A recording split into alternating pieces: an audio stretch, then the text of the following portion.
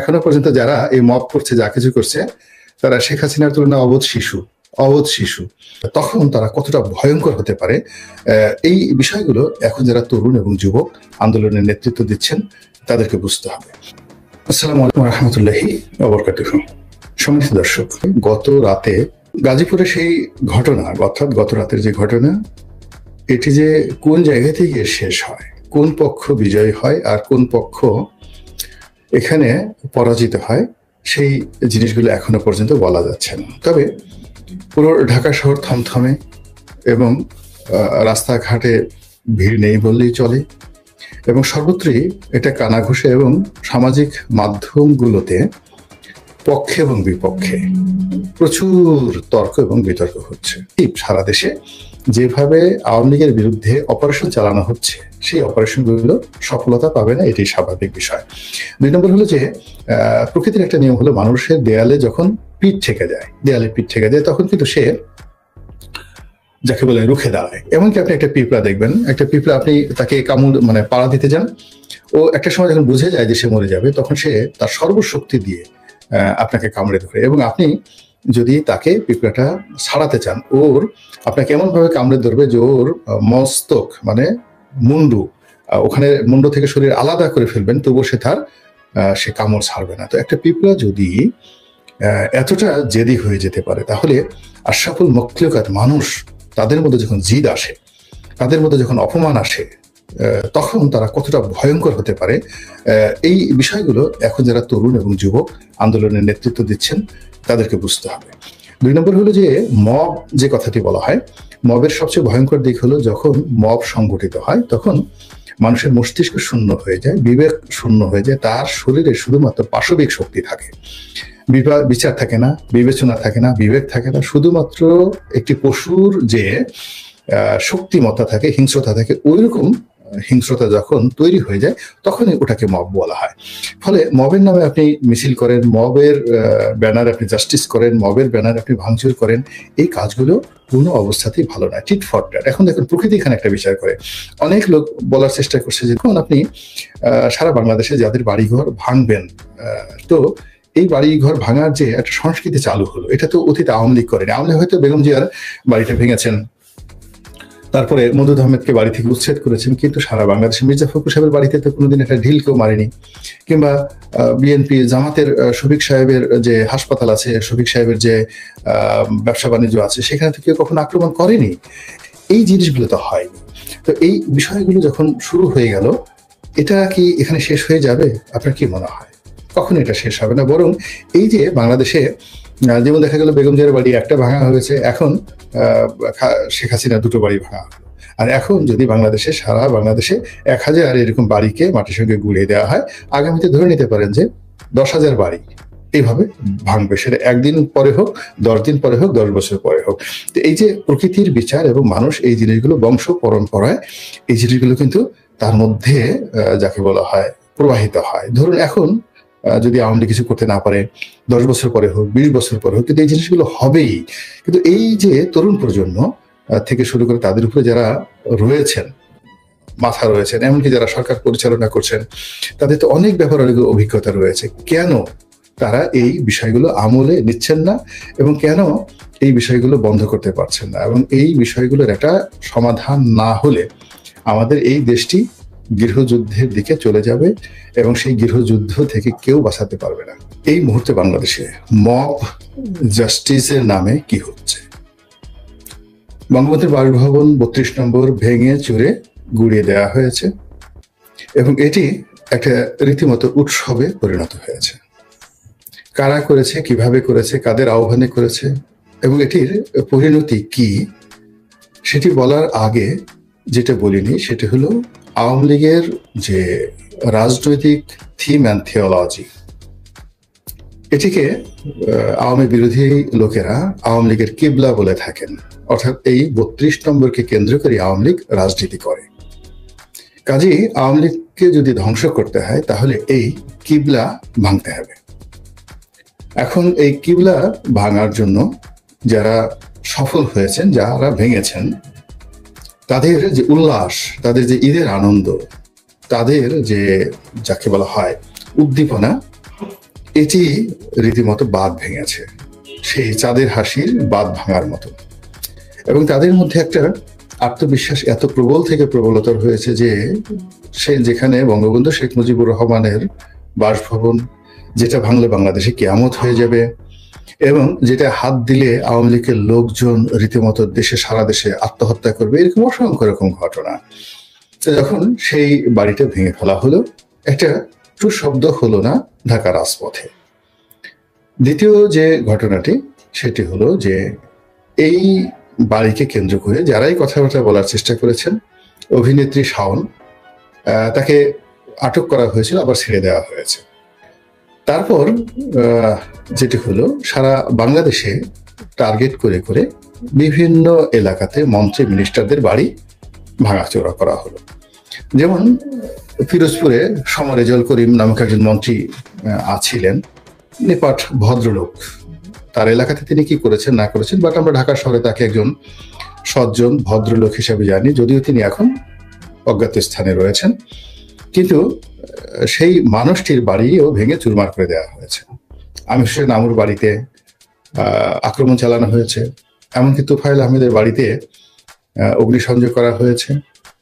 তারপর আরো অনেক অসংখ্য বাড়ি ঘরে, মাহবুল আনগুলম হানিফ থেকে শুরু করে সাবেক রাষ্ট্রপতি আব্দুল হামিদের বাড়িতে, তার চাচাতো ভাইয়ের বাড়িতে, তারপরে অনেকগুলো রিসোর্ট, সেখানেও রীতিমতো হামলা চালানো হয়েছে। ফলে শুক্রবার দিন রাত্রি এবং বৃহস্পতিবার দিন রাত্রি, এই দুটো রাত্রিতে সারা বাংলাদেশ রীতিমতো আগুনে থরথর করে কেঁপেছে। আর সেই আগুনে এটা বিশেষ পক্ষ বা বিশেষ গোষ্ঠী ভীষণ রকম উল্লাস নৃত্য করেছে, আর অপর পক্ষটি কেউ রাগে, ক্ষোভে, ক্রোধে, যাকে বলা হয় জিঘাংসায়, তারপরে সে প্রতিশোধ স্পৃহায়, আবার অনেকে ভয়ে থরথর করে কেঁপেছেন। তো এরই মধ্যে যেটি খবর এলো, সেটি হলো গাজীপুরের একজন মন্ত্রী ছিলেন আকমা মুজাম্মেল হক। তিনি মুক্তিযোদ্ধা বিষয়ক মন্ত্রী ছিলেন এবং সরকারের মন্ত্রীদের মধ্যে সবচেয়ে যাকে বলা সিনিয়র মন্ত্রী ছিলেন। তো তার বাড়ি ভাঙার জন্য এই বাড়িতে যারাই আক্রমণ করতে গিয়েছে বা লুটপাট করতে গিয়েছে, তাদেরকে এলাকাবাসী গণপিটুনি দিয়েছে।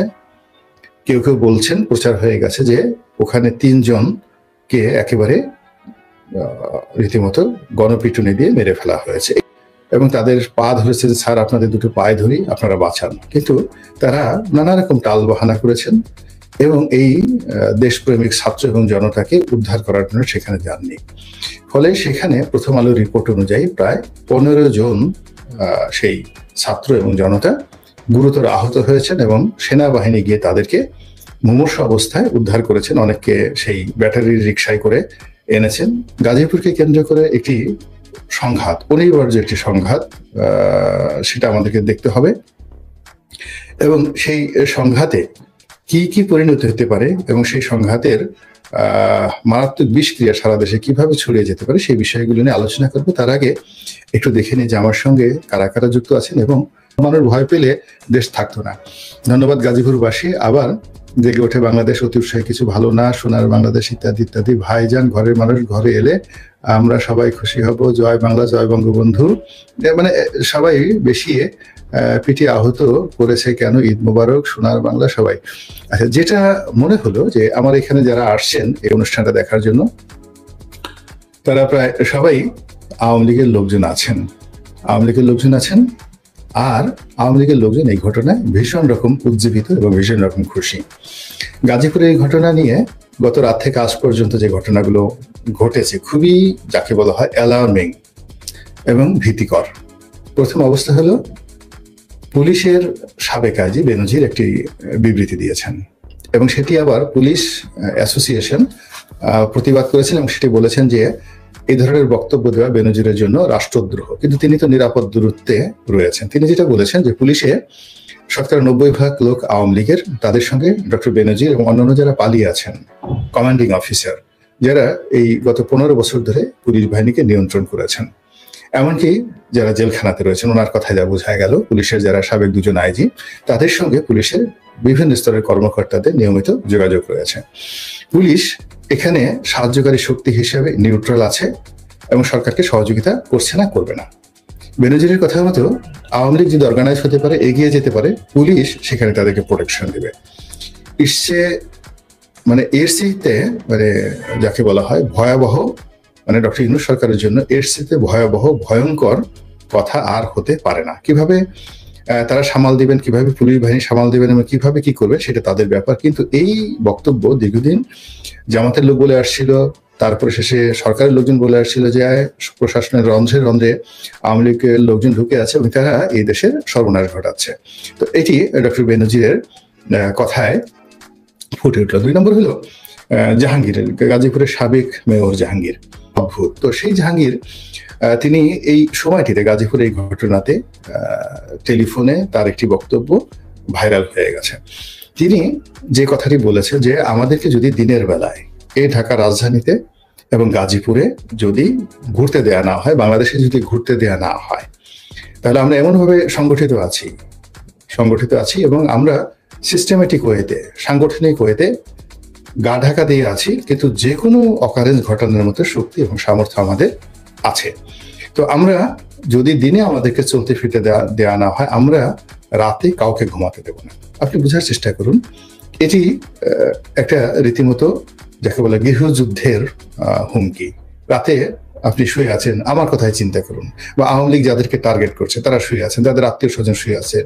তো সেখানে গিয়ে দেখা গেল আগুন লাগিয়ে দিল, গান পাউডার দিয়ে আগুন লাগিয়ে দিল, পেট্রোল ঢেলে আগুন লাগিয়ে দেওয়া হলো। এটা তো জাস্ট জাহাঙ্গীরের কথা মতো তাদের জন্য ভাত মাছের বিষয়। এবং বেনজিরের কথা মতো এখানে যদি পুলিশ সাহায্য করে, তাহলে আলটিমেটলি এখন যারা বড় বড় কথাবার্তা বলছেন, এই পুরো পরিস্থিতি উল্টে যেতে 24 ঘন্টা সময় লাগবে না। কি হচ্ছে, বরিশাল, পটুয়াখালী, তারপর ভোলা, পিরোজপুর, ঝালকাঠি, শরীয়তপুর, মাদারীপুর, গোপালগঞ্জ, ফরিদপুর, এই এলাকাগুলোতে আওয়ামী লীগের যে জনপ্রিয়তা বা প্রাধান্য রয়েছে, এবং এখানে এখনো পর্যন্ত মাঠে ঘাটে কিন্তু আওয়ামী লীগের সব নেতাকর্মীরা পালায়নি, এবং ওখানে বিএনপির সঙ্গে মূল শক্তি হলো বিএনপি। তো বিএনপির সঙ্গে সেখানে আওয়ামী লীগের সম্পর্ক কিন্তু ভালো সম্পর্ক।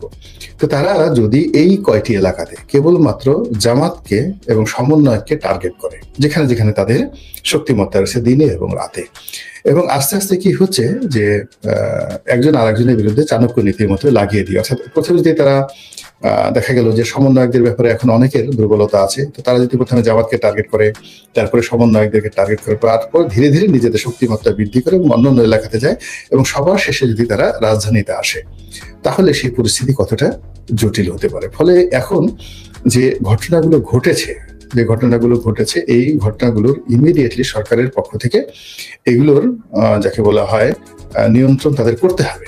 নিয়ন্ত্রণ যদি তারা করতে না পারে, তাদেরকে পদত্যাগ করতে হবে, তাদেরকে চলে যেতে হবে। আদারওয়াইজ তারা একটা সময়, কিন্তু বেশ কয়েকজন লোক বলছেন যে, কাদের সিদ্দিকী সাহেব বলেছেন যে শেখ হাসিনার যে পরিণতি হয়েছে তার সাথে আরো অনেক জঘন্য পরিণতি হবে ডক্টর মোহাম্মদ ইউনূসের। আমি তার এই বক্তব্য ঠিক ওইভাবে না বলে আমি বলছি যে ডক্টর মোহাম্মদ ইউনূস যদি সতর্ক না হন এবং তিনি যদি কার্যকর ব্যবস্থা নিতে না পারেন, তাহলে কাদের সিদ্দিকীর যে আশঙ্কা সেটি বাস্তবে রূপান্তরিত বা পরিণত হতে পারে। এখানে মূল ব্যাপার হলো যে বাবা, আপনি পারবেন না একটা জিনিস। আপনাকে যদি একজন ইউটিউবারের কথা শুনতে হয়, একজন ফেসবুকারের কথা শুনতে হয়, একজন আপনার নাতির বয়সী ছেলের হুমকিতে যদি আপনার হাঁটু কাঁপে, আপনি ওই সিংহাসনে কিভাবে বসে থাকবেন বলেন? এটা তো ঠিক না। আপনার কথা যদি আইজি সাহেব না শুনে, আপনার কথা যদি সেনাপ্রধান না শুনে, আপনার কথা যদি এসপি সাহেব মুভ না করে, আপনার কথা যদি একটা থানা না চলে, তাহলে শুধু শুধু ওখানে বসে থেকে আপনি কেন আপনার সারা জীবনের অর্জন নষ্ট করতে যাচ্ছেন? এই গেল একটা বিষয়। 2 নম্বর হলো যে এখানে যারা সমন্বয়ক রয়েছেন তাদের মধ্যে এখন অনেকগুলো গ্রুপ হয়ে গেছে। সরকারের একটা গ্রুপ আছে, বাইরে নতুন রাজনৈতিক দল যারা করতে চাচ্ছেন তাদের একটা গ্রুপ আছে, রাজনীতি করতে চান না তাদের একটা গ্রুপ আছে, আবার সমন্বয়কদের মধ্যে জামাতের একটা গ্রুপ আছে, কেউ কেউ বলেন যে হিজবুত তাহরিরেরও এখানে একটা গ্রুপ রয়েছে। সব মিলিয়ে সমন্বয়কদের মধ্যে যে একটা সেন্ট্রাল কমান্ড আছে বা তাদের সার্ভিসের কথা মতো সারা বাংলাদেশের সমন্বয়করা চলে, এটা আমার কাছে মনে হচ্ছে না। সেখানেও তাদের বেশ কিছু সমস্যা রয়েছে। তো এতগুলো সমস্যা নিয়ে যেখানে পুলিশ বাহিনী থেকে শুরু করে কোনো বাহিনী ঠিক মতো অ্যাক্ট করছে না, সেখানে আপনি